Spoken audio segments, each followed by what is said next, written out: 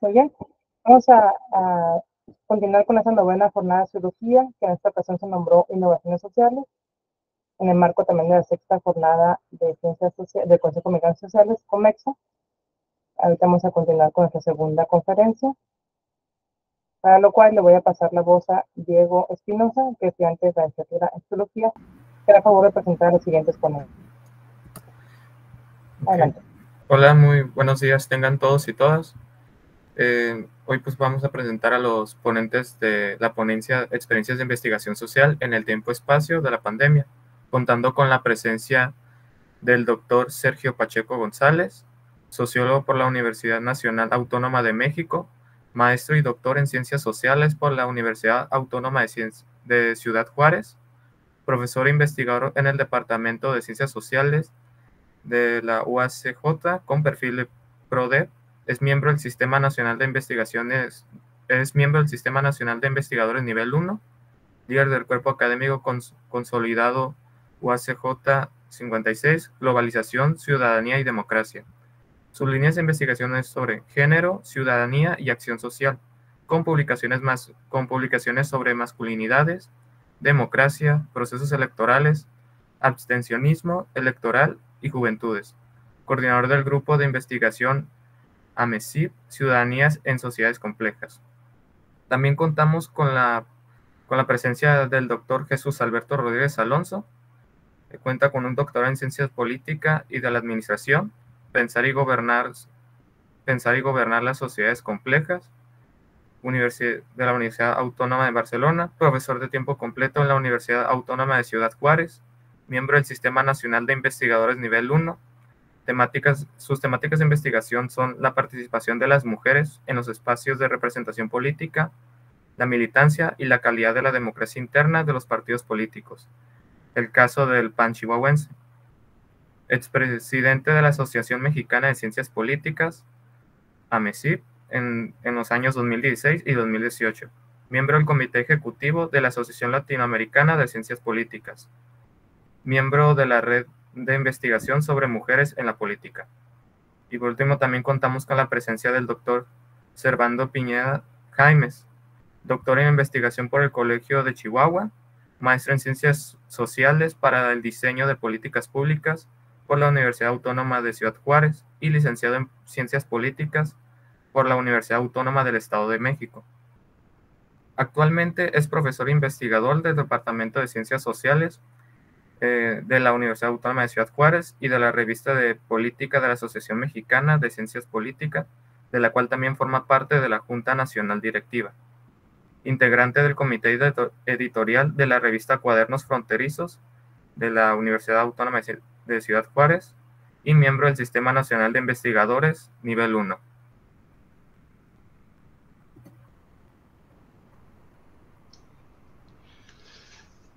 Muy bien, buenos días a todas y todos. Es un gusto compartir con ustedes nuevamente en estas jornadas de sociología, un ejercicio que pues valoramos mucho en la medida en que también formamos parte de este ámbito de estudios de esta disciplina, en este caso en la Universidad Autónoma de Ciudad Juárez. Agradecemos, como siempre, la invitación a la doctora Elsa de Jesús Hernández Fuentes, a Diego Iván Espinosa Ruiz, le agradecemos la presentación. Quiero, en primera instancia, disculpar al doctor Servando Pineda Jaimes. Él es actualmente jefe del Departamento de Ciencias Sociales. En este momento estamos celebrando en esta universidad sus primeros 50 años de existencia y hay una serie de actividades y, como suele pasar en estos casos, pues fue demandado para hacer presencia en una actividad propia de estas celebraciones, por lo cual no nos va a poder acompañar en esta presentación. Se encuentra, lo pueden ustedes observar, el doctor José Alberto Rodríguez Alonso. Los tres formamos parte del cuerpo académico Globalización, Ciudadanía y Democracia, un cuerpo consolidado de nuestra Universidad Autónoma de Ciudad Juárez. En este caso, pues tenemos la posibilidad de compartir con ustedes esta ponencia relativa a la experiencia de investigación social en el tiempo-espacio de la pandemia, un evento que a todos y todas nos estremeció, nos movió, modificó muchas de nuestras actividades cotidianas y entre ellas pues propiamente las académicas y las de investigación. Entonces vamos a pasar ahora a comentarles cuál es el contenido en la siguiente lámina sobre lo que vamos a abordar en este caso.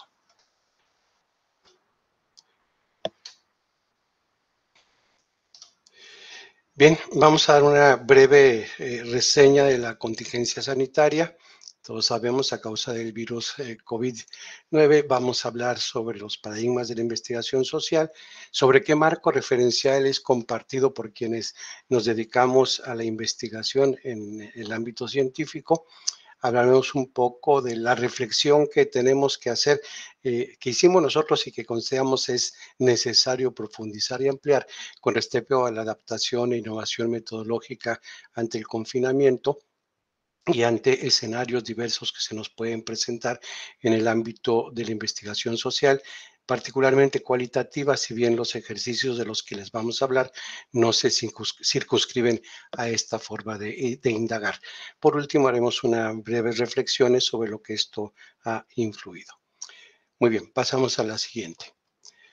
En este caso, pues un breve resumen de lo que es la contingencia sanitaria, de lo que ha resultado en el ámbito de nuestros países. El primer registro, como ustedes saben, de este fenómeno del coronavirus COVID-19, pues fue notificado en la provincia de Hunan, en China. La ONU lo declaró el 31 de diciembre de 2019. A partir de ese momento, como suele pasar en nuestros contextos, hubo cierta expectativa. No obstante, no teníamos conocimiento ni certeza de la magnitud de lo que implicaba la presencia de este coronavirus. El 11 de marzo de 2020, la misma Organización de las Naciones Unidas declara que COVID adquiere la condición de pandemia. En este sentido, ¿qué significa? Que todo el mundo, toda la población en la que habitamos el planeta Tierra, estamos en riesgo de ser sujetos de en algún momento vivir no solo el contagio, sino los efectos que todavía en ese momento eran desconocidos en términos de la magnitud y profundidad que podrían tener. Tan es así que al menos desde la perspectiva de lo que significa la mortalidad, pues la ONU misma señala que en el mundo alrededor de entre 6,8 y 10 millones de personas murieron a causa de COVID-19. Es decir, 2 o 3 veces más de las reportadas en los diferentes informes. Todos sabemos que en el ámbito nacional también existe este tipo de evaluación en el sentido de qué tan cercanas las cifras oficiales son con respecto a los hechos tal como se presentaron durante el periodo más intenso de esta vivencia de la contingencia sanitaria. En la siguiente vamos a poder observar algunas cuestiones que en el ámbito local pudimos vivir. Primero, el marzo 24 de 2020 se establece por primera vez la Jornada Nacional de Sana Distancia. Este planteamiento que tenía una temporalidad limitada desde la perspectiva de las autoridades gubernamentales, como sabemos, se extendió a lo largo de todo este año y impactando de manera directa las actividades donde se congregaban o solían congregarse las personas para realizar sus actividades. Entre ellos, de manera inmediata, y en nuestra universidad fue así una reacción muy rápida, se establecieron las medidas para que se migraran las actividades académicas al ámbito de la virtualidad, ya sea de manera remota o en los cursos que ya existían de manera virtual, mantener este tipo de actividades. Esto se prolongó afortunadamente y esto es parte de lo que rescatamos, pues se contaba con los recursos tecnológicos y la infraestructura necesaria desde la institución para llevar a cabo este tipo de actividades. No fue así ni necesariamente así para sus usuarios, docentes y estudiantes que tenían diferentes condiciones y diferentes recursos para aprovechar esta continuidad de las actividades académicas en las modalidades establecidas y adaptadas para continuar con los procesos en el marco de la contingencia sanitaria. En este caso, es pertinente también recordar que en México se registran 323.413 disfunciones que están directamente reconocidas con prueba como derivadas de la presencia del coronavirus. En este caso es un seguimiento que hace la UNAM a través de la Coordinación de la Investigación Científica y que reporta con datos al 10 de diciembre de 2021. No es la cifra a la que aludiría, por ejemplo, la ONU. En este caso, una investigación y resultados del proceso de indagación del Instituto de Métricas y Evaluación de la Salud de la Universidad de Washington hablaría de 617.127 fallecimientos por COVID-19 en nuestro país, el doble de la reportada de 218.000. En ese sentido, pues la contingencia derivada del reconocimiento de la pandemia, pues impactó todo tipo de actividades económicas a nivel mundial y desencadenó una crisis de las cuales cuando uno habla con comerciantes, cuando habla uno con empresarios, mantienen que siguen teniendo todavía efectos del impacto económico que tuvo más allá de las lamentables pérdidas de vida, la presencia del coronavirus y el desarrollo de la pandemia, el establecimiento de la sana distancia para el desarrollo de sus actividades y el poder mantener tanto las fuentes de empleo como la propia actividad productiva.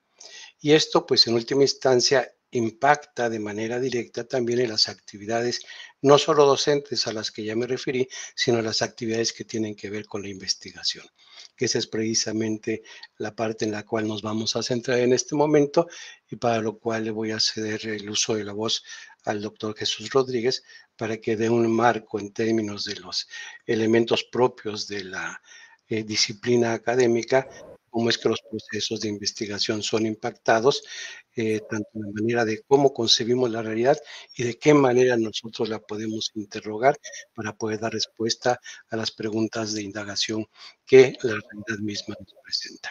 Adelante, doctor Rodríguez. Sí, nuevamente buenas tardes a todas y todos. Bien, siguiendo en esta lógica, yo creo lo que nos planteamos primero ante esta contingencia es recordar precisamente lo que implican los paradigmas en la investigación social, al menos con estos cuatro, que sería el paradigma positivista, interpretativo, sociocrítico y el de complejidad.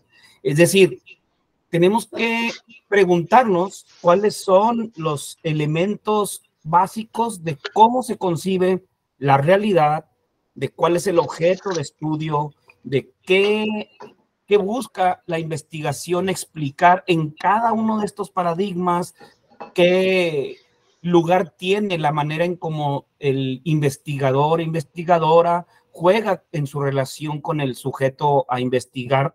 Y bueno, esto creo que es importante que lo comentemos porque a final de cuentas es aquí, en esta parte epistemológica y metodológica, donde se nos presentó este reto. Si pasamos a la siguiente. Es decir, los paradigmas, cada uno de ellos, pasamos a la siguiente, por favor.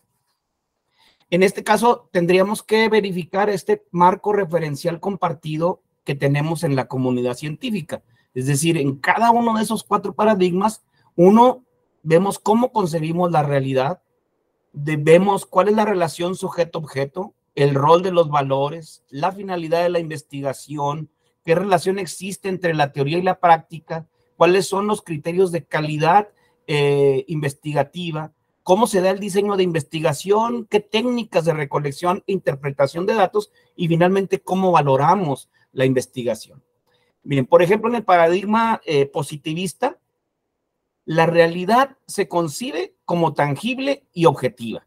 Y la relación entre el sujeto y el objeto es que el investigador se ve como neutral, independiente de sus valores ante el objeto de estudio.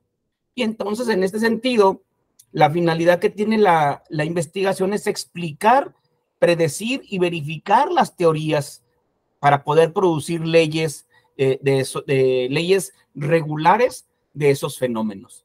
Y en este sentido, la teoría y la práctica se presentan separadas. Es decir, la teoría norma la práctica.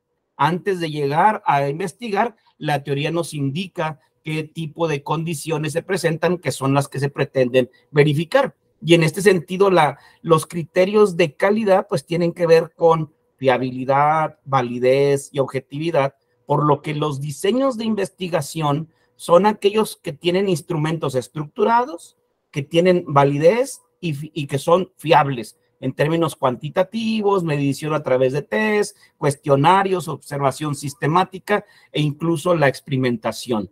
Y esto a través de técnicas estadísticas.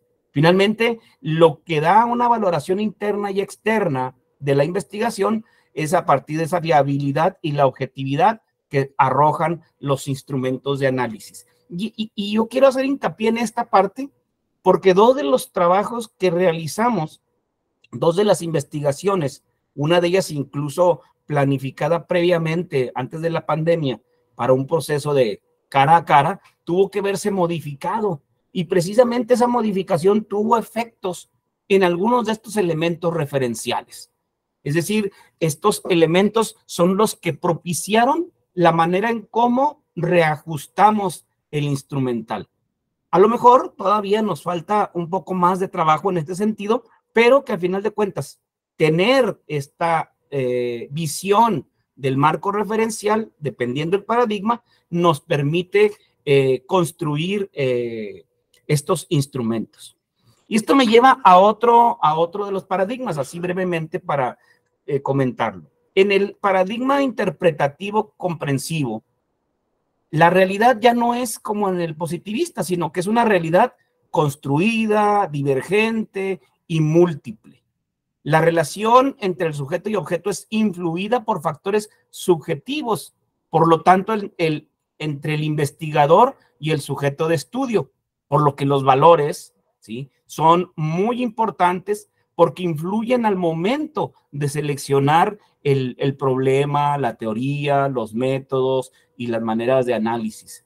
Lo que se busca con esa investigación, su finalidad es básicamente comprender e interpretar la realidad, los significados de las personas, sus percepciones, sus intenciones y acciones. Es decir, existe una relación entre la teoría y la práctica, es una constante retroalimentación y los criterios de calidad tienen que ver más con la credibilidad, con la confirmación y la transferibilidad basada más en las diferencias. Y aquí los problemas de investigación están más en las percepciones y sensaciones. Y esto lleva a un diseño más abierto y flexible con técnicas cualitativas, descriptivas y estrategias participativas, ya sea individuales o colectivas.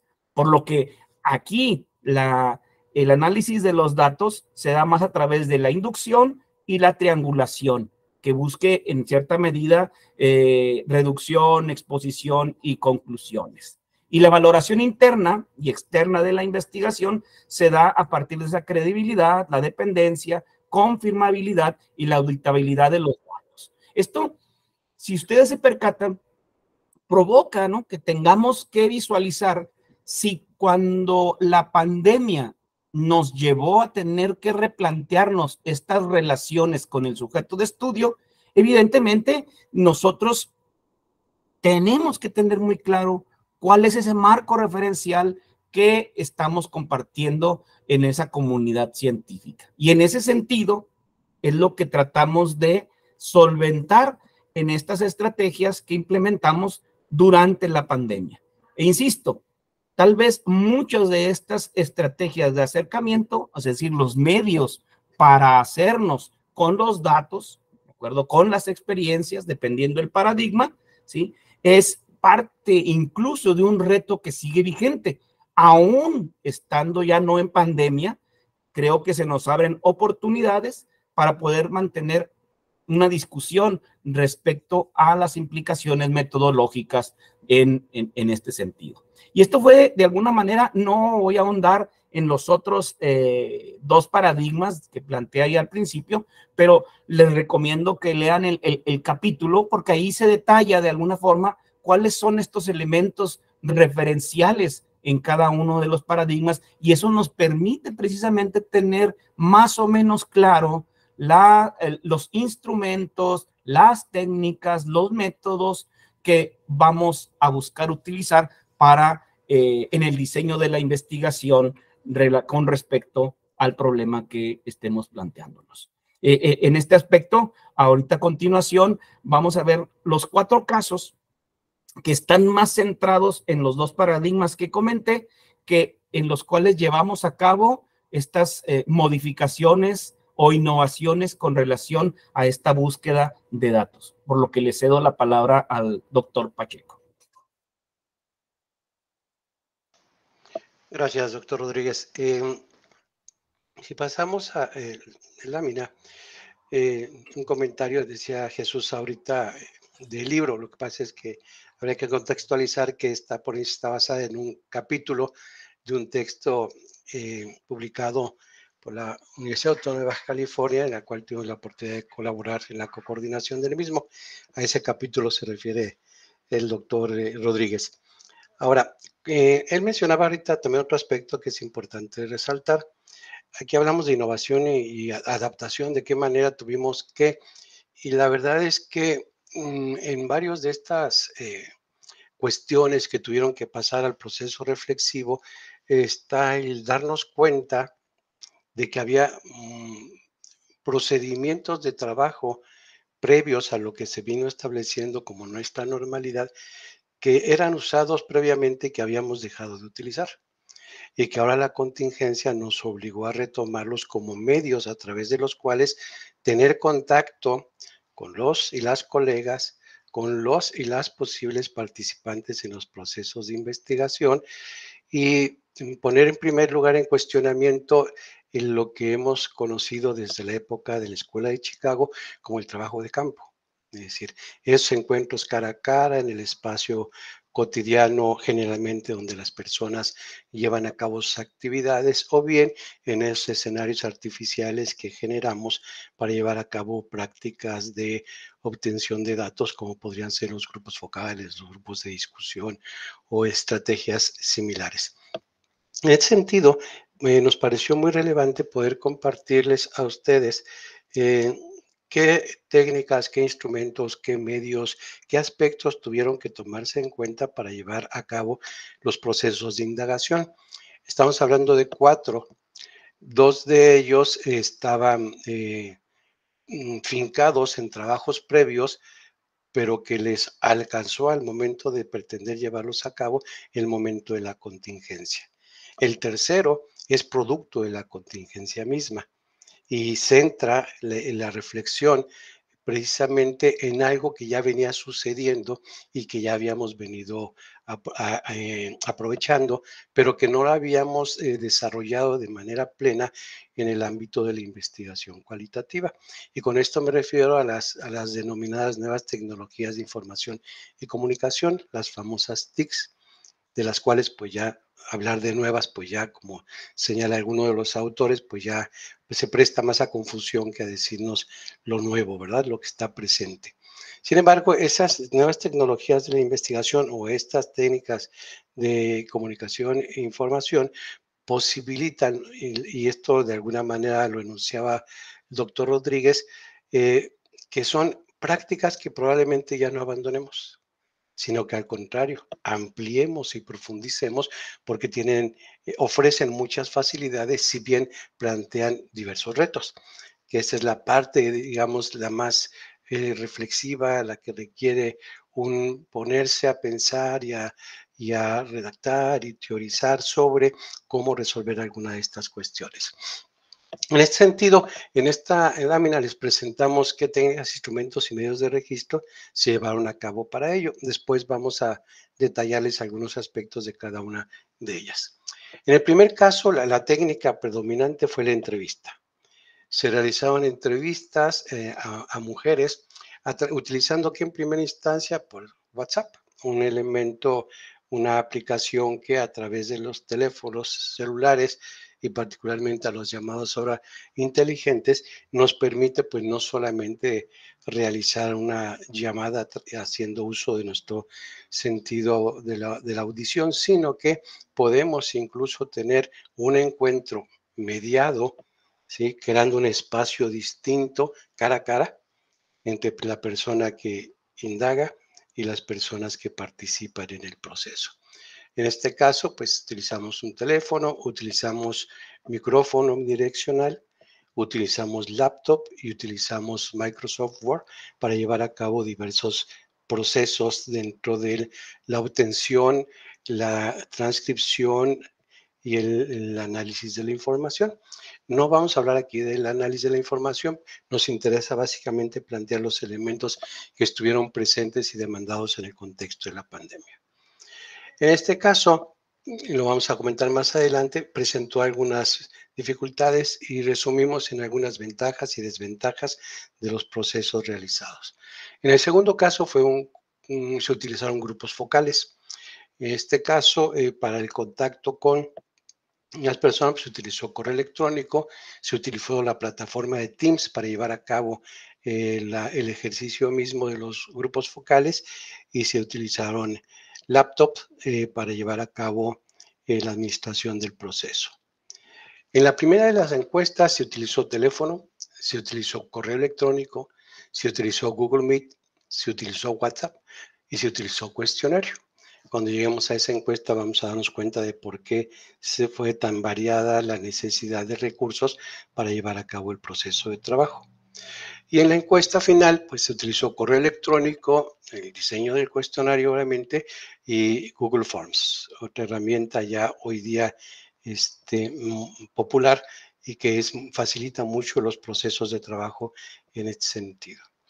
Decía Jesús hace un momento cuando hablaba de los paradigmas y hablaba de estas características compartidas por la comunidad científica. En realidad, pues lo que estamos hablando es de que hay una serie de recursos y elementos que están ahí presentes y que nos llevan a reflexionar en dos cosas. Dos cosas que ya en su momento Morgan, uno de los difusores de los grupos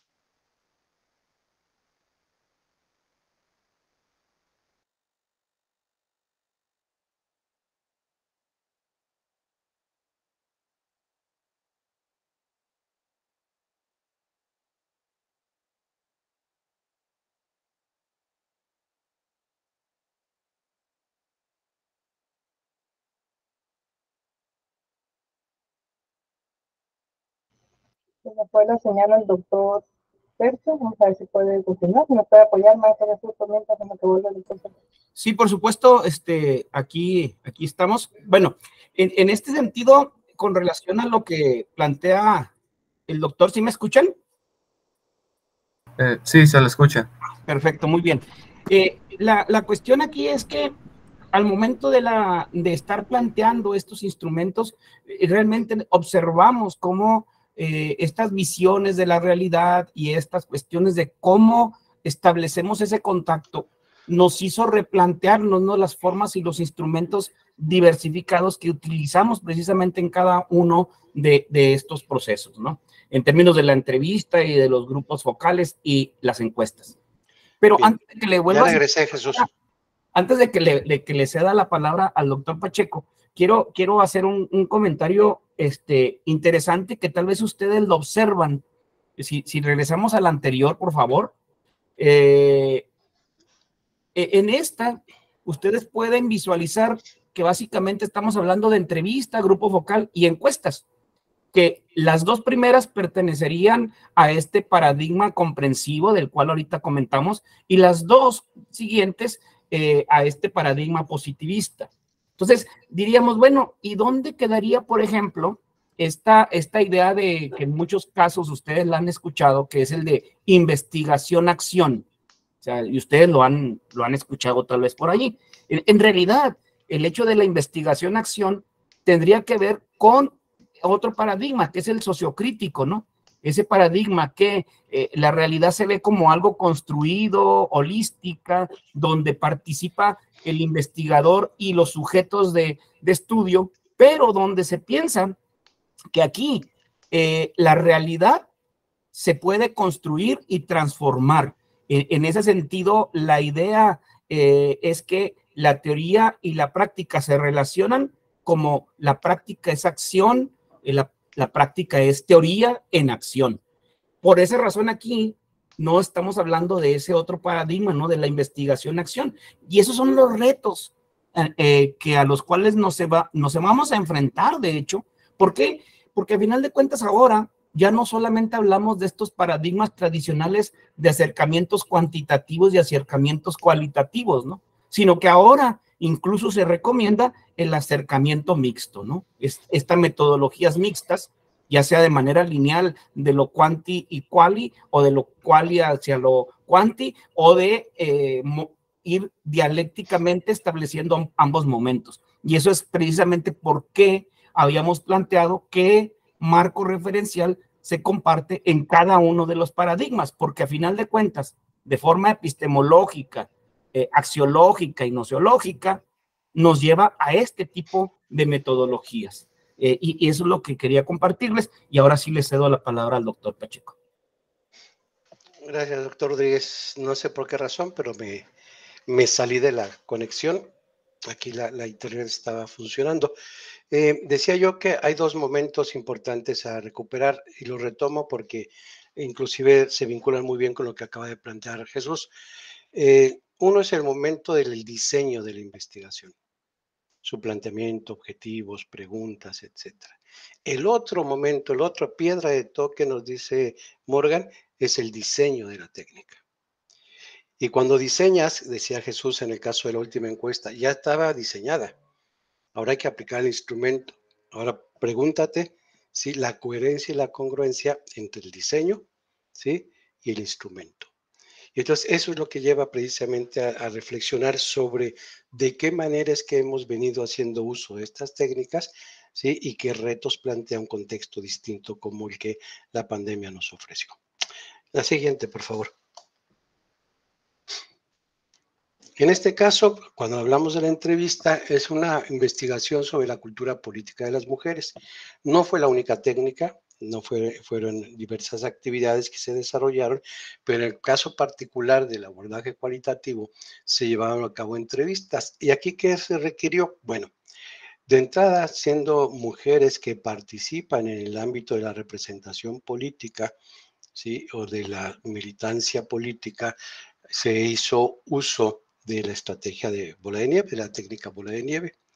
Se requirió hacer contactos vía telefónica. Ya estábamos en ese momento en plena pandemia. Ya no había forma de vernos de manera directa con las personas ni con quienes pudiesen ser los puentes que nos llevaban a contactar a las personas.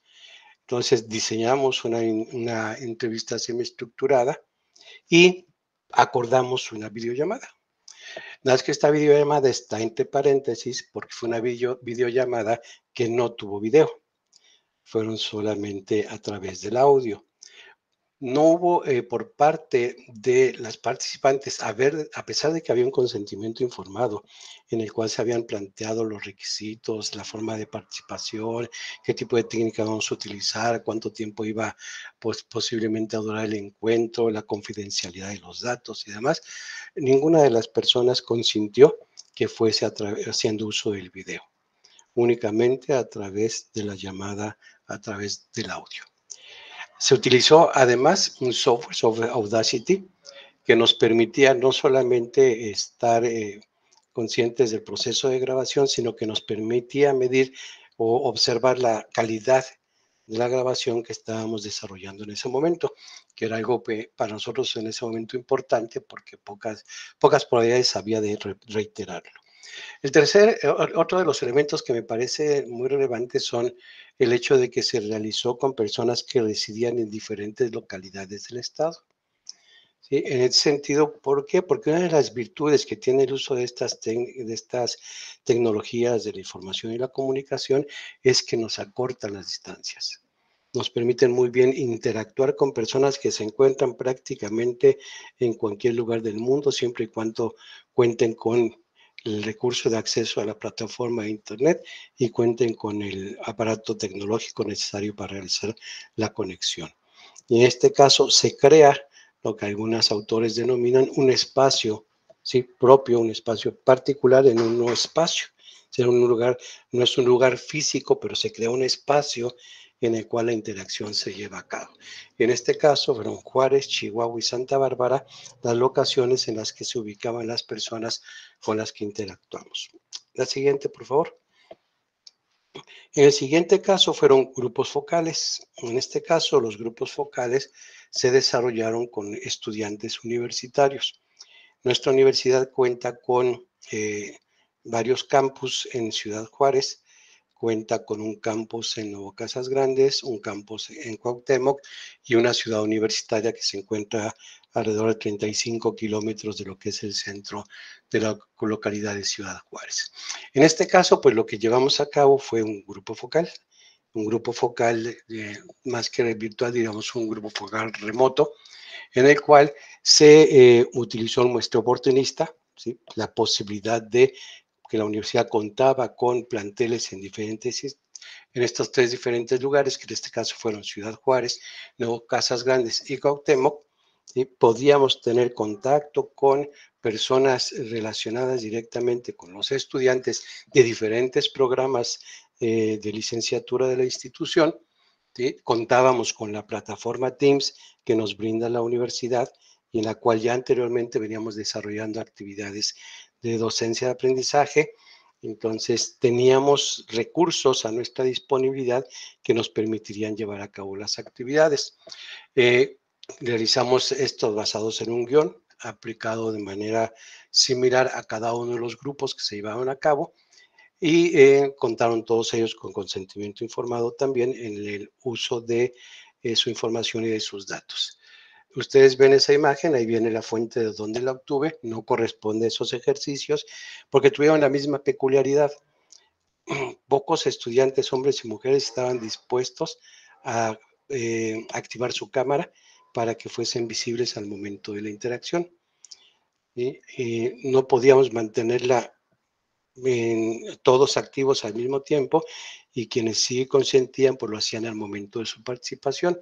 Hay razones, algunas habrá que reflexionarlas, analizarlas e indagarlas y otras tienen que ver con las limitantes de los servicios de Internet y con los recursos con los que cuentan los propios estudiantes, hombres y mujeres, para conectarse.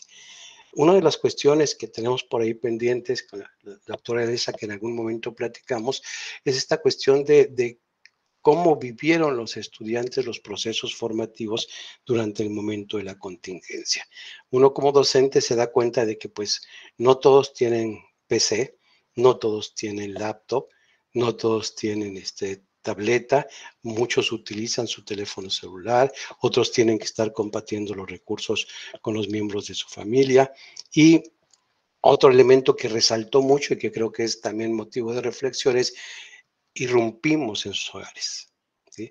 Entramos a la intimidad de sus hogares y eso podría permitir también comprender el por qué muchas veces en este tipo de ejercicios esa posibilidad de establecer el contacto visual con las y los participantes no fuera lo explícito como uno lo deseara. La siguiente, por favor. La siguiente fue una encuesta que les decía yo, utilizamos teléfono, correo, WhatsApp, pues utilizamos obviamente laptops o PCs en su momento y la razón estriba en que esta encuesta surge para dar nota de qué estaba pasando ya en el ámbito de la contingencia sanitaria con aquellos grupos de jóvenes que organizados usualmente están realizando actividades en los diferentes países que participaron dentro de este proceso de indagación. Esta encuesta se tuvo que diseñar con docentes investigadores que se encontraban en diferentes países, que utilizaron sus propias redes para contactar a los colegas, que después tuvieron que crear un espacio como este que estamos hoy utilizando para llevar a cabo sus sesiones para el desarrollo del instrumento, para la creación del cuestionario, después elaborar toda una matriz que nos dijera qué tipo de participantes requeríamos de cada país, cómo en cada país se distribuían las diferentes regiones para tener la representación de diferentes contextos y ver cómo se estaba viviendo en el norte de México, en el Bajío, en el sur sureste, de tal manera que se pudiera tener una visión más o menos integrada de lo que son las acciones juveniles dentro de la pandemia. Y esta, por lo que nos decía también, era de qué manera estas nuevas tecnologías de información y comunicación están siendo no utilizadas por estos colectivos en la medida en que deseaban mantener sus actividades aún bajo el contexto de sana distancia. Igualmente, utilizamos consentimiento administrado, informado, y tuvieron, en este caso, fueron encuestas autoadministradas. Les enviábamos el instrumento por correo electrónico, las personas las contestaban, nos regresaban la información, la concentrábamos en el centro de análisis donde se llevaba a cabo la captura de los datos, se generaba la base de datos para posteriormente llevar a cabo la interpretación de lo que ahí sucedía. Para el caso local, trabajamos con colectivos de Juárez, Ciudad de México y del sureste. No anoté la otra localidad, pero si no mal recuerdo fue Oaxaca. Entonces, en otros países, aquí les comento, participaron gente de Argentina, Brasil, Chile, Colombia, Ecuador, España y México, ¿sí? Entonces, en este momento también era importante cómo podemos recuperar lo que están viviendo los colectivos juveniles dentro del contexto de la pandemia. Y una de las estrategias que se consideraron pertinentes y de acuerdo a los resultados, creemos que en efecto así lo fueron, fue diseñar un instrumento de encuesta que se aplicó en estos términos que les estoy comentando. La siguiente, por favor, esta le voy a pedir al doctor Rodríguez que la comente.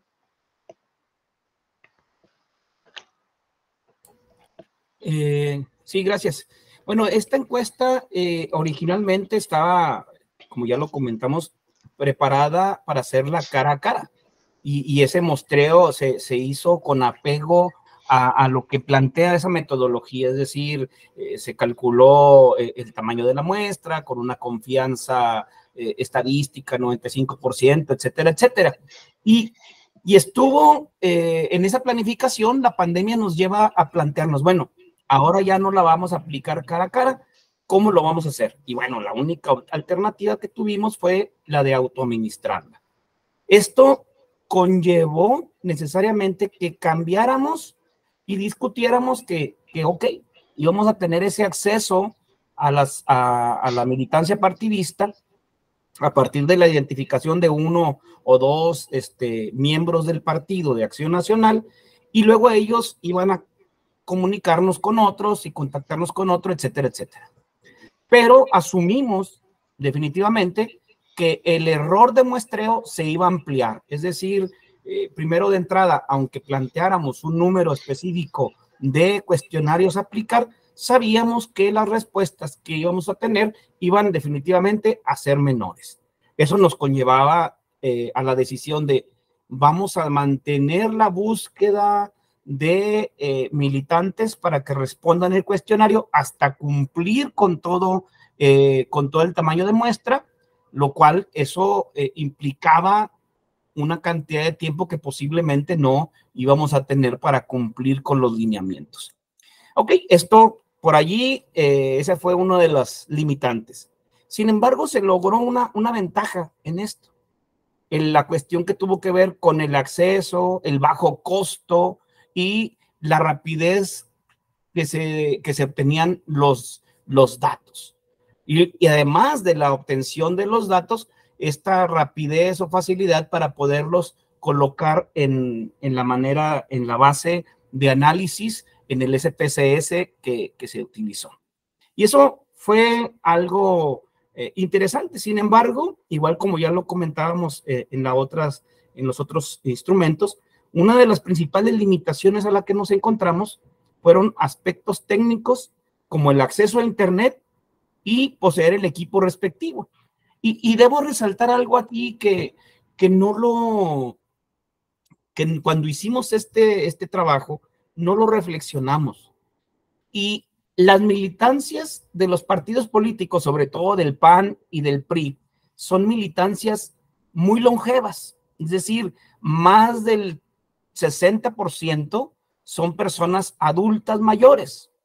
Y eso conllevó que aparecía otro elemento, que no solo era un asunto técnico de posesión de equipo, sí que no tenían los conocimientos para poder responder lo que aparentemente es muy sencillo, ¿no? Una encuesta en una plataforma electrónica, lo que conllevaba a que recibimos cuestionarios contestados a medias, etcétera, pero identificamos también esta otra limitación, ¿no? La formación digital por parte de esta militancia ya más longeva. Y creo que son áreas de oportunidad que nos aparecen al momento de construir, diseñar una estrategia metodológica y de un instrumento como este, ¿no? Ahora que no estamos en pandemia, se nos abren estas posibilidades de poder tener una dualidad en cuanto a la aplicación, ¿no? Una que pueda ser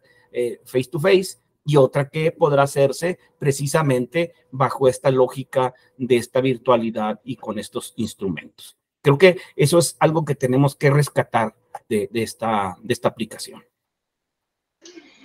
Sí, gracias. Pasamos a la siguiente, por favor. Ya el doctor Rodríguez empezaba a manejar algunos aspectos de las desventajas y las ventajas que tiene o como resultado de esta experiencia que podríamos nosotros retomar. Una, pues que el aprovechamiento de los recursos tecnológicos con los que se cuenta. Por una parte, quienes estamos habituados a trabajar en entornos académicos, pues podemos contar con el apoyo de los recursos, de las plataformas, la anchura de la base, de la banda de comunicación que tienen las instituciones, que nos posibilita mucho poder realizar este tipo de ejercicios. Algo que en el pasado reciente no era tan explotado. No digo que no se usara. Lo que digo es que podríamos tener un uso mayor y más intenso. Tan es así que, por ejemplo, de la cantidad de reuniones presenciales que sosteníamos con miembros de la propia universidad en un mismo espacio físico, face to face, pues resulta que una gran cantidad de ellos ahora se han migrado, pareciera ser que de manera ya reiterativa, a espacios remotos. Eso tiene ciertas ventajas porque encontrémonos donde estemos, podemos conectarnos a una reunión, participar en ella y seguir con otras actividades o reunirnos con otras personas sin tener que desplazarnos. En ese sentido es una ventaja importante que en nuestro caso era muy relevante porque, por ejemplo, para llevar a cabo los grupos focales, utilizar otras plataformas de acceso gratuito, pues implicaba ciertas limitantes. Entonces, y adquirir una membresía donde podamos hacer uso de estas por términos mayores a 45 minutos o una hora resulta costoso. Y en ese sentido, pues, realmente se presentaría como una limitante.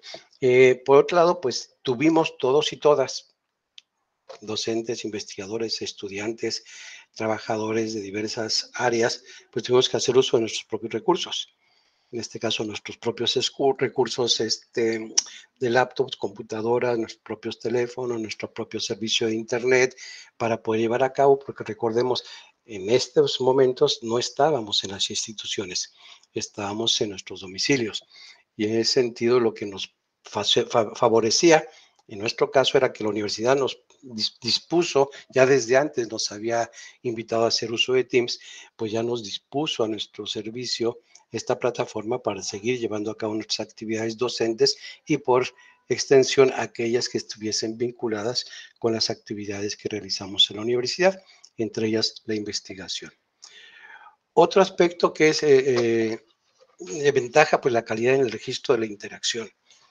Cuando tenemos nuestra presencia cara a cara y hacemos uso de nuestras grabadoras, los ambientes, los ruidos, todo lo que ello a veces genera dificultad en la calidad de la grabación que tenemos. En este caso, contando con estas herramientas, pues es factible tener no solo la grabación de audio, sino de video y con una calidad importante que no requerimos nada más allá más que darle la indicación al software para que nos haga la grabación y podamos contar con ese recurso para el posterior análisis de la información. Como señalaba, pues se reducen o evitan los desplazamientos. Esto es muy importante. La encuesta primera que les comentábamos, trabajar investigadores e investigadoras de diferentes países en un mismo proyecto, estar perfectamente conectados y vinculados, vernos, escucharnos, pues se facilita precisamente con estos recursos.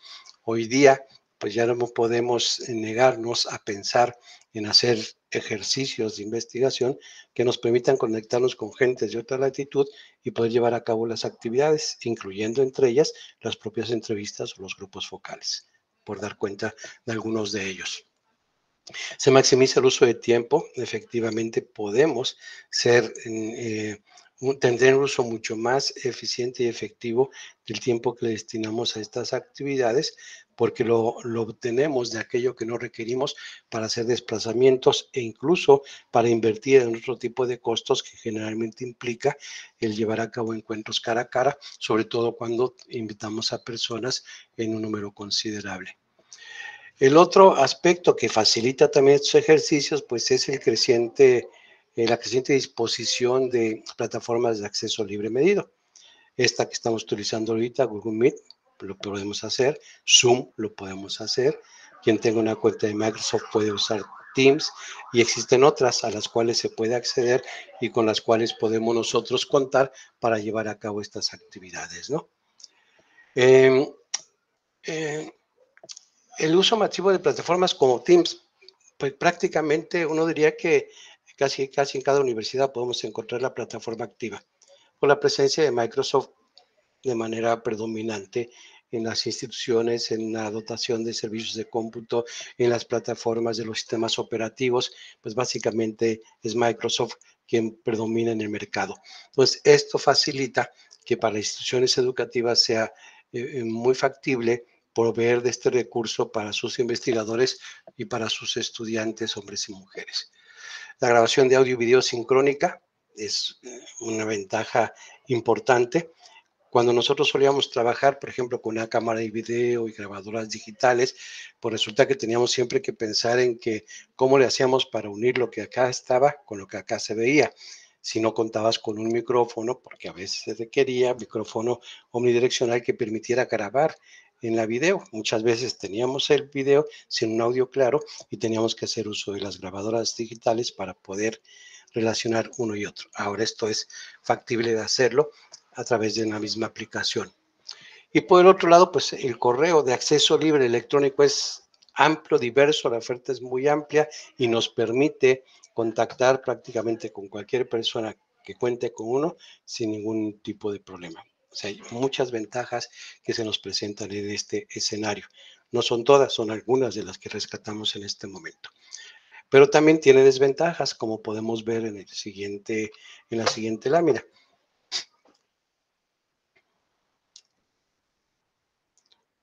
La siguiente lámina, por favor. Ok. Uno, ya lo más o menos mencionábamos, depende mucho de la calidad del servicio de Internet con el que contemos, ¿sí? Que esto fluya. Y esto, las y los estudiantes que han vivido estos procesos en el contexto de la pandemia lo conocen muy bien. ¿Sí? No, pues apaguen sus cámaras porque si no se me cae el sistema, porque no puedo conectarme si no es de otra manera. Entonces, ahí va a depender mucho, obviamente, de la calidad de los servicios que nos presten y por lógica de los recursos económicos con los que contemos para ello. Un teléfono inteligente nos permite múltiples cosas, es mucho más que un teléfono, pero si no contamos con él, pues vamos a tener muchas limitantes. Otro elemento, y ya les mencionaba anteriormente, tenemos que reflexionarle, trabajarle, ver de qué manera superamos la resistencia al contacto cara a cara, ¿sí? En las modalidades remotas. Porque eso te permite reunirte, integrarte, participar, pero como todas nuestras lógicas dialécticas, también te permite excluirte, limitarte, ¿sí? Resguardarte. Entonces, tenemos que ver la manera en que estos ejercicios puedan tener la plena vigencia de lo que podría ser una interacción cara a cara, lo cual no significa que en las interacciones cara a cara no se presenten los mismos fenómenos, ¿no? Nada más que estamos en una situación de copresencia y podemos influir de manera directa, podemos incidir en las actividades a desarrollar. Exige también en los grupos focales una mayor involucración por parte de quien modera, ¿sí? Y con el riesgo, y este es presente tanto en los grupos focales como en las entrevistas, evitar ser un factor de perturbación, ¿sí? Sí estar constantemente pendiente de esta situación, lo cual implica pues tener una plena atención, ¿sí?, a las variaciones en el tono de voz de quienes están participando, porque nos dice algo. Y tenemos que estar siempre ahí constantemente atentos y atentas para poder seguir la dinámica, ¿sí?, poder llevar, ¿sí?, el desarrollo de la sesión precisamente a los aspectos que son relevantes para la misma. Por otro lado, pues implica costos. Si no contamos con los recursos de las instituciones educativas o andamos fuera de esos espacios, pues implica costos tanto de acceso a Internet como de equipos. Entonces, esto también se tiene que tomar en cuenta cuando llevamos a cabo proyectos de indagación de este tipo. Y por el otro lado, pues la dificultad, ya lo decía Jesús, para poder contar con certidumbre, sobre todo una perspectiva de corte positivista, sí, de una muestra representativa, que realmente lo sea, y que no en ese sentido pueda hacer una indagación que pueda ser cuestionada por su carencia de validez, ¿no? Y en este sentido es algo que creo que tendríamos que tomar muy en cuenta. Igual no son todas las desventajas, pero son algunas que podemos resaltar de este proceso.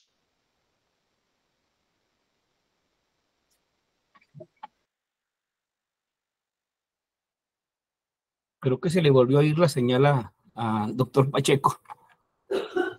Sí, pues, Bueno, en este caso yo creo que podemos rescatar varias reflexiones, ¿no? Primero, lo que ya venimos comentando, ¿no? O sea, tenemos que tener siempre presente cuáles son los elementos referenciales de cada uno de los paradigmas de la investigación en ciencias sociales. Unos presentan más retos que otros, ¿de acuerdo? Porque precisamente a partir de ello serán cómo construimos las técnicas, cómo diseñamos la investigación, cómo realizamos ese trabajo de campo, ¿no? Yo aquí insisto, dentro del paradigma sociocrítico, se presentaría el reto de cómo lograr estos elementos de la cuestión más didáctica en términos de investigación, acción, a través de estos medios digitales. Y ese sería uno de los retos. Ya existen experiencias, pero bueno, es algo más que va a estar allí. Y eso me lleva a otros de los paradigmas que por lo general no los trabajamos, que tiene que ver con este paradigma de la complejidad, ¿no? Este paradigma donde mucha de la validez de los instrumentos que se utilizan allí tiene que ver más con un diseño transdisciplinar, ya no solamente desde una disciplina en particular, o dos cuando mucho, ¿no? Sino que se busca o se pretende tener la participación de diversas disciplinas, y esto va a conllevar precisamente que esas disciplinas como tales son las que le van a dar la validez interna y externa a cada uno de estos instrumentos, dando una lógica de segundo orden, donde se observa el objeto y los sistemas observadores, y la observación del objeto no puede separarse del dispositivo que lo observa. Y eso es algo muy importante, sobre todo que ahora siempre vamos a tener que estarnos cuestionando qué tanto la mediación de las tecnologías de la información y de comunicación nos van a favorecer o no dentro de este proceso investigativo, si nos van a generar mayor desconfianza o incertidumbre, o por el contrario, las ventajas que nos brindan van a ser suficientes como para poderlas utilizar. Y en este sentido, creo yo que, como ahorita comentábamos, los cuestionarios autoadministrados no presentan esta negativa en términos de desconfianza, sino más bien en términos del desinterés o el desidia o apatía, ¿de acuerdo? ¿Cuántas veces en el proceso de cara a cara de aplicar una encuesta, el encuestado, el entrevistado, nos deja a media respuesta, ¿no? O no nos atiende y tenemos que regresar, etcétera? Es parte de este proceso en el que estamos hablando de algunas de las reflexiones.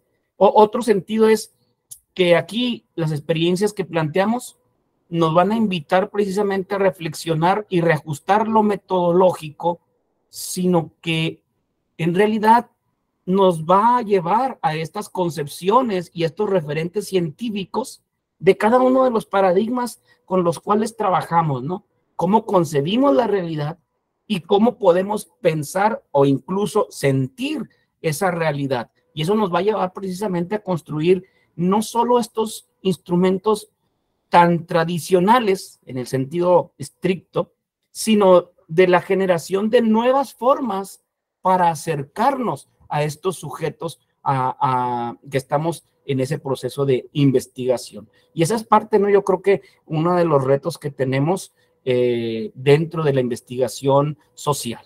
No sé si el doctor Pacheco quiere agregar algo más. Sí, gracias. Nuevamente, por alguna razón se desconectó mi equipo. Yo nada más dos cosas creo que sí podría yo agregar y creo relevantes. Una, sí, en efecto, tendremos que reflexionar sobre el uso de nuestras técnicas. Decía Julio Mejía que las técnicas, particularmente las cualitativas, no son recetas, son una serie de procedimientos que nos guían en el proceso de obtención de datos, pero que en el aquí y el ahora lo que privilegia es la creatividad de quien investiga.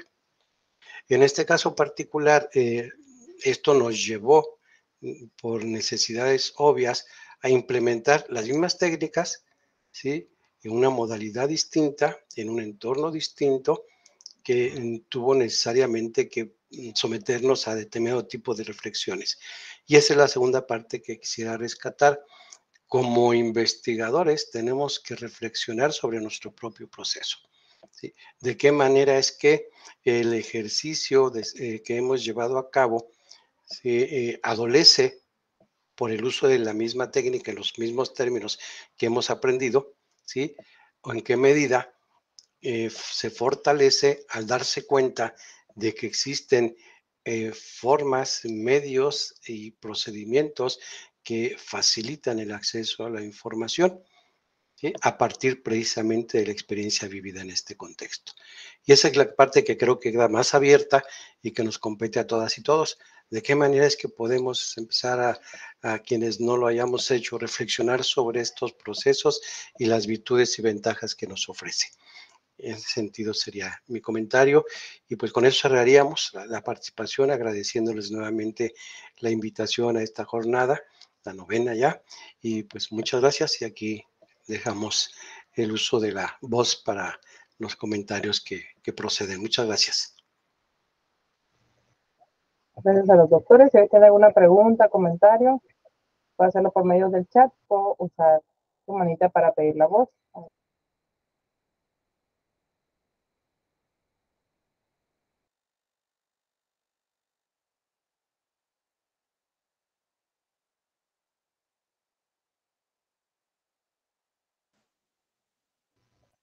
Sí, adelante, Julieta.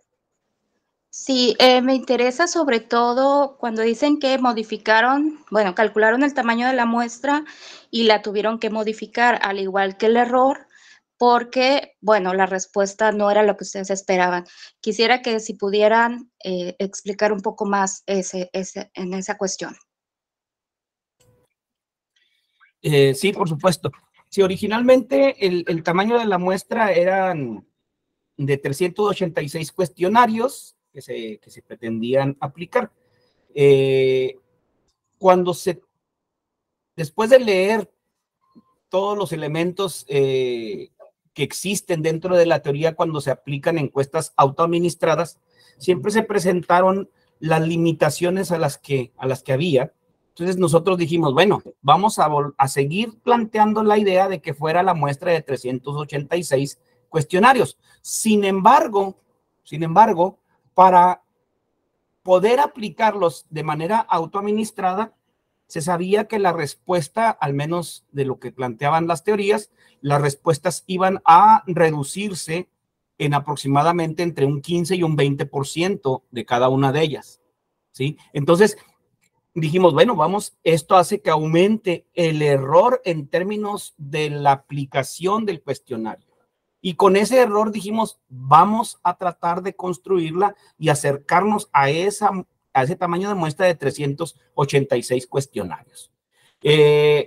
Lo que obtuvimos no fue la muestra de 386 cuestionarios, sino que cuestionarios efectivos fueron alrededor de 298 cuestionarios los que nos sirvieron que estuvieran completamente llenos, etcétera, que tuviera todos los elementos. Entonces, en ese sentido, al momento de la redacción del informe, se tuvo que plantear precisamente cuál fue ese error, ¿no? De lo que se planeó originalmente, 386 cuestionarios, a esos 298 cuestionarios, ¿no? Y se hace la aclaración, eso implica que los datos tienen esa limitación al momento de hacer la generalización, es decir, eso que pretendíamos, que el paradigma positivista dice, hacer una generalización en una muestra representativa de la población, en este sentido, tuvimos que hacer ese señalamiento, es decir, si bien se tenía esto planteado,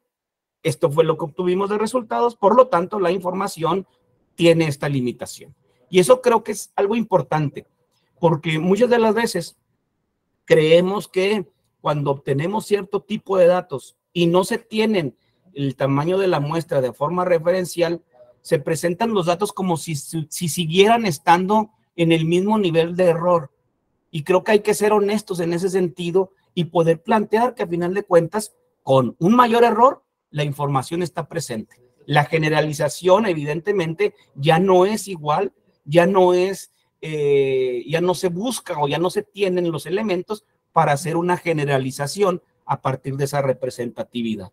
Y bueno, estadísticamente hay distintas pruebas que nos van a indicar el comportamiento de los datos, y bueno, fue lo que tratamos de realizar en este caso.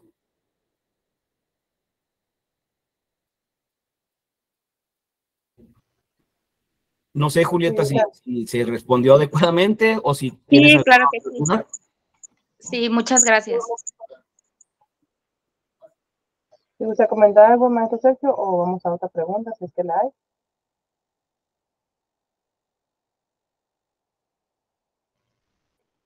¿Alguna otra pregunta, comentario?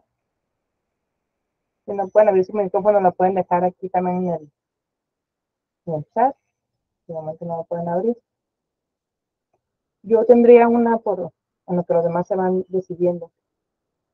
En esta, justamente el ajuste metodológico ante algo que fue pues imprevisto, ¿cómo pudieron ustedes llegar a esas discusiones para que también los estudiantes sepan esto que me comentaba justamente el doctor Jesús, ¿no? Como siempre la parte que nos soporta es la teoría, porque de repente les cuesta mucho trabajo a nuestros estudiantes ver que la teoría se relaciona con la práctica. Eso yo lo veo en la materia que doy de metodología, ¿no? Justamente, una que imparto que tenga que ver con métodos mixtos. Entonces, esta discusión entre ustedes para que la teoría prime, ¿no? Ante una adecuación metodológica emergente en este caso, ¿cómo fue que ustedes la vivieron? Si podrían platicarlo un poco para que también el estudiante sepa estas vicisitudes, ¿no? Metodológicas, cómo resolverlas y cómo esa teoría siempre se va a relacionar con nuestras prácticas, ¿no? De recolección de información, de análisis, interpretación, etcétera. Si podrían ampliar un poquito de eso, por favor.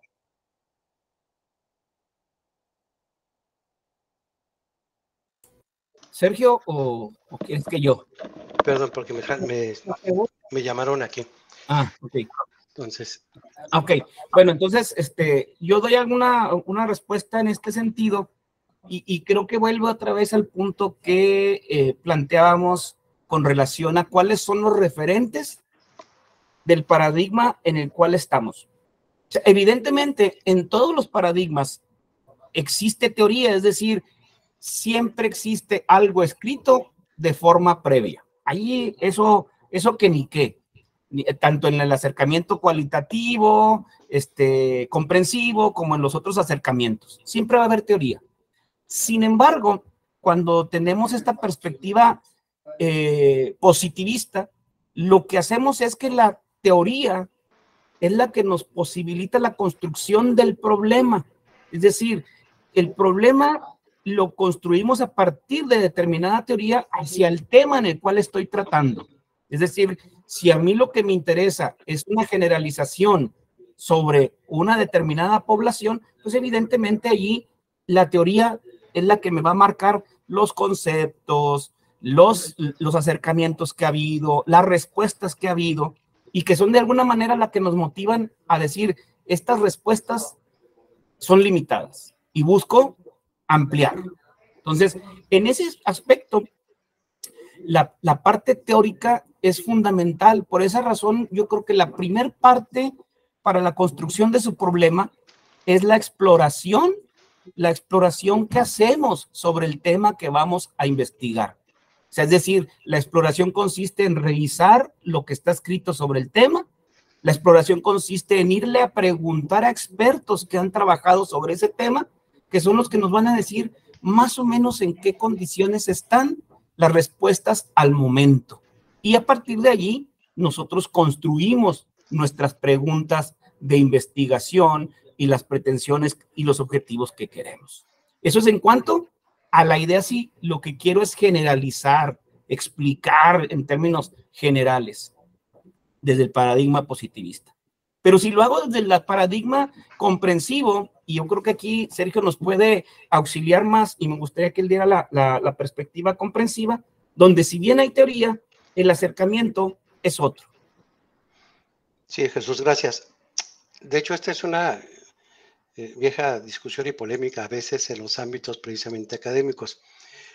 Uno de los elementos que está más a discusión es precisamente el papel de la teoría y sobre todo en los planteamientos de corte comprensivo.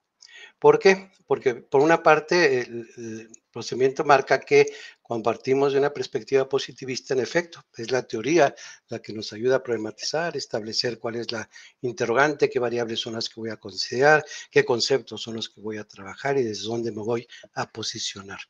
Cuando hablamos de una perspectiva comprensiva, particularmente con un enfoque declaradamente cualitativo, uno está pensando más en términos de los hechos, de los fenómenos, y a partir de los cuales uno va tratando de dar respuesta a las interrogantes que uno surge.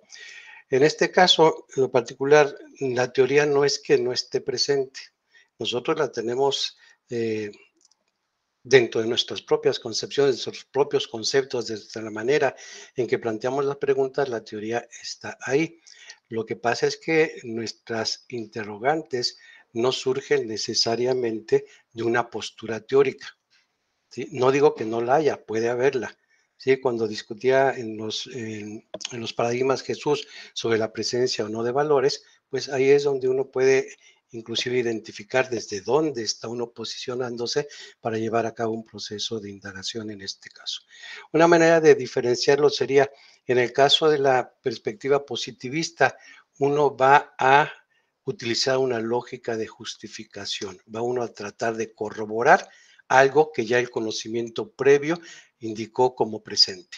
Yo lo que quiero ver si en efecto este conocimiento que está ahí se corrobora en este contexto en el que voy a indagar en este caso. La otra perspectiva no, la otra perspectiva es una lógica de descubrimiento. Por eso se habla de que es flexible, de que es abierta. Vamos ajustando, vamos ordenando, reordenando a partir de lo que vamos encontrando en nuestro proceso de trabajo. Esto, sobre todo por la pregunta, alcancé a entender que tenía que ver también con cómo los estudiantes pudieran reflexionar sobre este aspecto, tiene que ver con que esta posibilidad de flexible y abierto a veces se malinterpreta y nos vamos para todos lados. Y ese es un riesgo de este planteamiento, ¿sí? Si bien es flexible, si bien es abierta, no podemos perder de perspectiva cuál es la finalidad, cuál es la pregunta, cuáles son los objetivos que guían un proceso de indagación. La teoría está presente, sí está presente en mis preguntas, pero después estará presente cuando, después de obtener los datos, trate yo de sistematizarlos y relacionarlos con las perspectivas teóricas previamente existentes. Obviamente hay una visión más radical en ese sentido, pues es el de la teoría fundamentada, ¿no? Voy a construir teoría a partir precisamente de los datos que voy encontrando. En este caso, no insisto, no es que no haya teoría, está presente a lo largo y ancho del trabajo. Esto Jesús hablaba de trabajo exploratorio, pues también se hace la indicación de carácter cualitativo, porque no vamos a ir a preguntarle a las personas cualquier cosa que se nos ocurra. Vamos a ir a preguntar en función de lo que previamente nosotros hemos podido identificar como aspectos o elementos que están presentes en la problemática que me interesa indagar.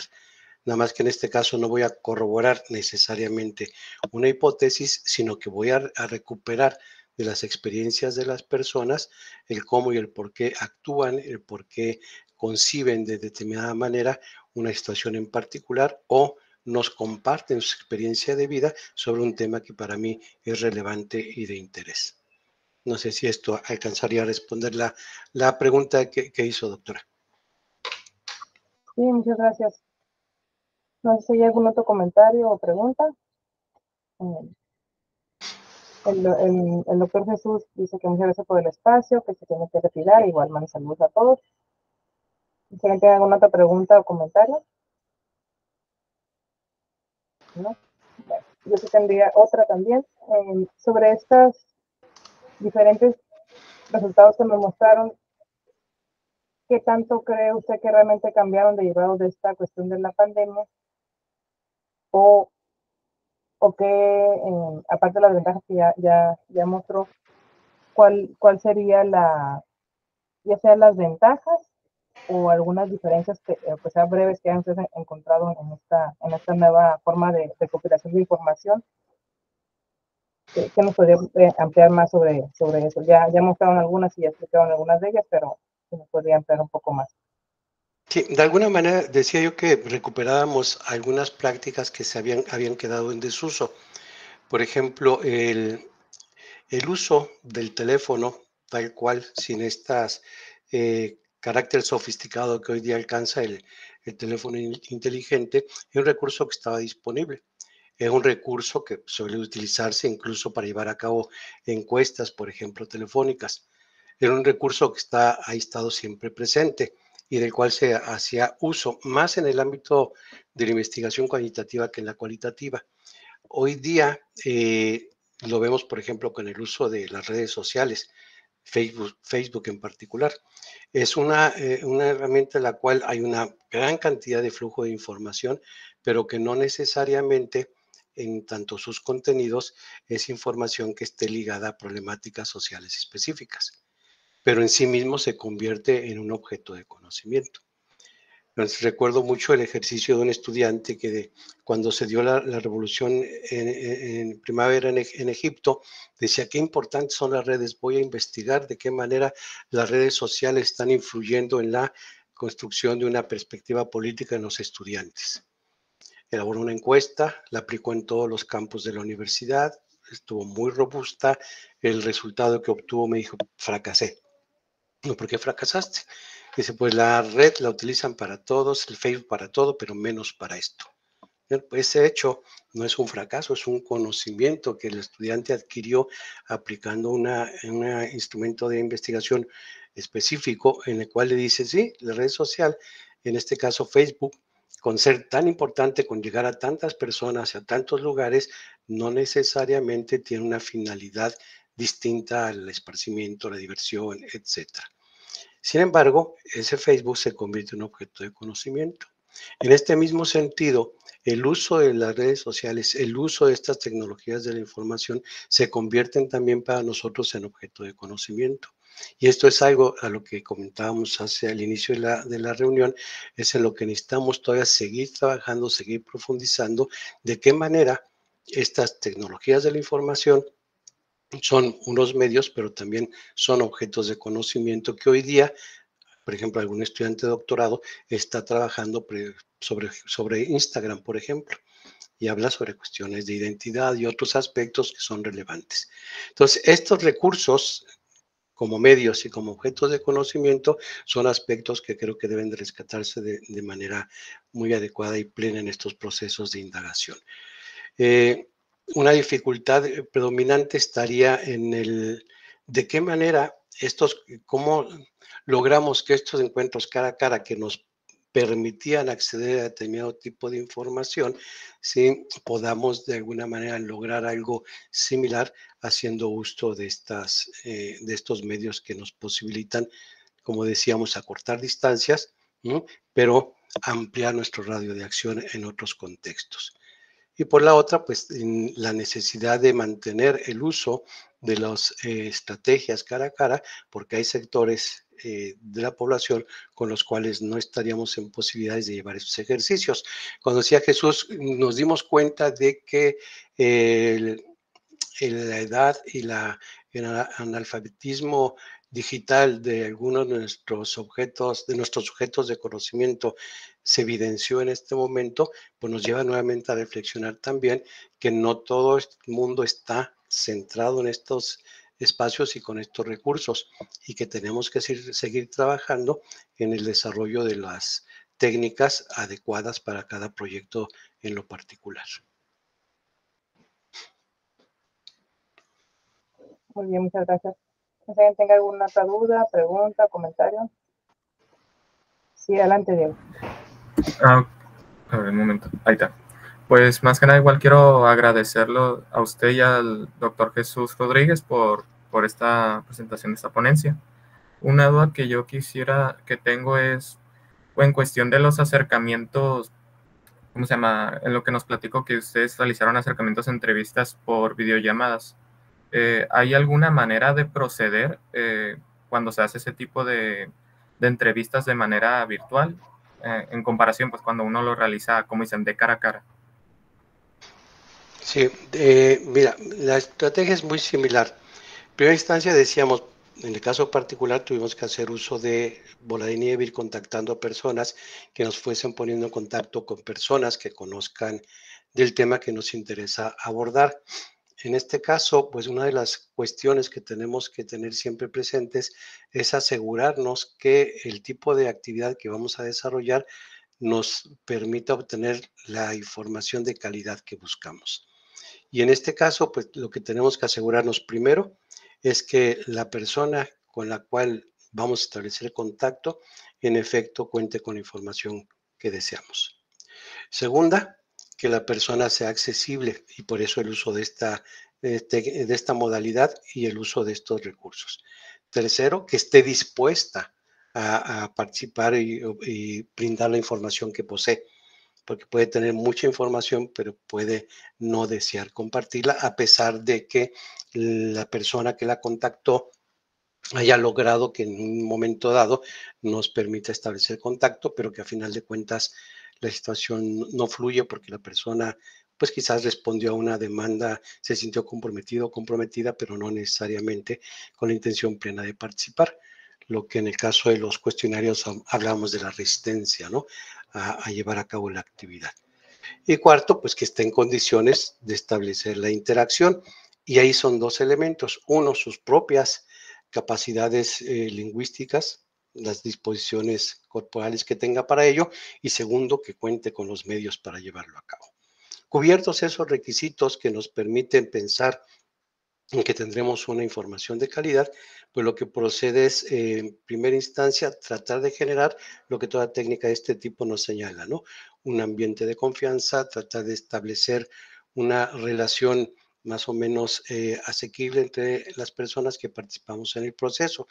No olvidemos que cuando estamos en estos procesos y nos situamos desde espacios como el académico, haciendo uso de el nombre de nuestras instituciones, pues estamos haciendo uso ya de un elemento que nos da cierta preponderancia o influencia en algunos sectores. Entonces, es muy importante en este caso este proceso que le llaman de rapport, de establecer un ambiente de confianza con la persona para que pueda realmente brindarnos la información que nosotros deseamos. Este proceso es muy importante, por eso la necesidad de reflexionar sobre el contacto visual. ¿Por qué en estos casos, persona que contaba con información, persona que fue accesible, a la que se pudo acceder, persona que estaba dispuesta a participar, persona que además en las personas de las que yo hablo son personas que tienen al menos maestría o doctorado, ¿sí? ¿Por qué no quisieron de alguna manera visualizar su imagen? El contexto que estábamos viendo probablemente nos dice que algo estaba sucediendo en el entorno que no permitía que esto fuese así. En estos casos, pues lo que procuré fue precisamente entrar en un diálogo con ellos antes de entrar a la temática objeto de la indagación, ¿sí? De hablar de algunas cuestiones, pensar precisamente en la relación que tenía con las personas que me la contactó, tratar de borrar esa distancia, a veces jerárquica, que se establece entre quien investiga y utiliza un logo o el nombre de una institución para acercarse a las personas y las personas que están en condiciones de brindar la información. Si logramos eso, muy probablemente vamos a tener un diálogo, que eso es a final de cuentas este tipo de entrevistas que buscamos, un diálogo en que vayamos co-construyendo la información que para el objeto de la investigación deseamos. Serían básicamente estos aspectos los que en primera instancia considero deberíamos de cuidar. Ok, gracias por contestar mi pregunta. Con gusto, Diego Iván. Y hay un comentario del doctor Pedro Antonio B. Ramírez, confianza a la doctora Pacheco Rodríguez por compartir sus estrategias investigativas en la generación de conocimiento de lo horizontal y la ética profesional. Saludos. Muchas gracias, muy amables. No había ninguna otra pregunta ni comentario. Daremos por terminada esta segunda conferencia, agradeciendo obviamente al doctor Sergio Pacheco, al doctor Jesús Alberto Rodríguez, a Diego Iván Espinosa Ruiz por también apoyarnos con la moderación. Pues veremos en media hora con la tercera y última conferencia de este día, y también recordando que continuamos el día de mañana por la misma liga de Google Meet para terminar nuestra novena jornada de Sociología 2023, Innovaciones Sociales, en el marco de la sexta Semana Nacional de Sociales de Comexo. Muchas gracias, seguimos en contacto. Muchas gracias a todas y todos. Un abrazo. Gracias, doctora. Gracias, seguimos en contacto, hasta luego. Claro que sí, hasta luego. Hasta luego. Hasta luego, muchas gracias, Diego Iván.